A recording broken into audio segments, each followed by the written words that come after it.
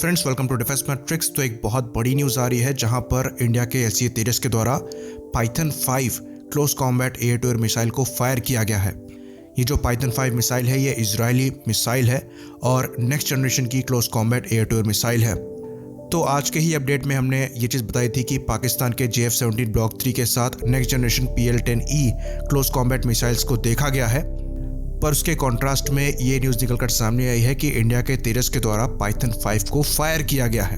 तो मिसाइल को फायर किए जाने का मतलब ये है कि जो इसका इंटीग्रेशन है वो ऑलमोस्ट हो चुका है।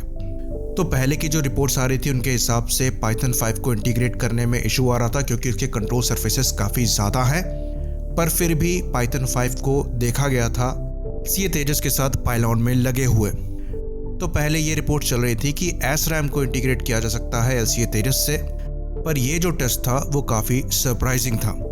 पाइथन 5 की बात करें तो ये सबसे advance close combat air to air missile है इजराइल के पास और पूरी दुनिया में भी।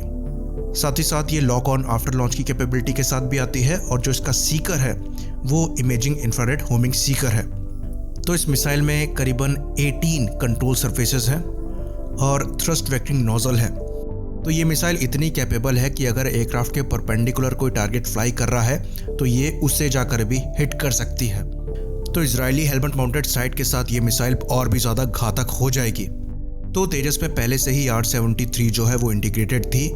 अब पाइथन 5 लगने के बाद ये एयरक्राफ्ट क्लोज कॉम्बैट में बहुत ज़्यादा कैपेबल हो गया है और डॉग फाइट्स में इसे बहुत बड़ा एडवांटेज मिलने वाला है। मिसाइल की और बात करें तो ये करीबन 105 किलो की मिसाइल है और 11 किलो का वॉरहेड कैरी करती है। रेंज की बात करें तो ये 20 किलोमीटर के आसपास रेंज दे देती है। तो एक क्लोज कॉम्बैट मिसाइल के हिसाब से ये रेंज सफिशिएंट है। मैक्सिमम स्पीड की बात करें तो ये मैक 4 तक फ्लाई करने में सक्षम है। बाकी रिपोर्ट्स ये भी आ रही है कि आने वाले समय में जो डर्बी मिसाइल का एक्सटेंडेड रेंज वाला वर्जन है उसको भी टेस्ट किया जा सकता है। साथ ही साथ अस्त्र मिसाइल को भी इंटीग्रेट करके उसकी भी टेस्टिंग इस साल के अंत तक करी जा सकती है। तो LCA तेजस के जो वेपन पैकेजेस हैं उस पर काम चल रहा है और जैसा कि हमने पहले रिपोर्ट किया था कि तेजस मार्क 1A के आने से पहले जो इसके वेपन्स प्लान किए गए हैं उनको इससे इंटीग्रेट कर दिया जाएगा। SRAM मिसाइल के इंटीग्रेशन की बात करें तो इसके बारे में अभी कुछ कहा नहीं जा सकता। कुछ दिन पहले ही ये रिपोर्ट आई थी कि SRAM को इंटीग्रेट किया गया है हॉक आई से।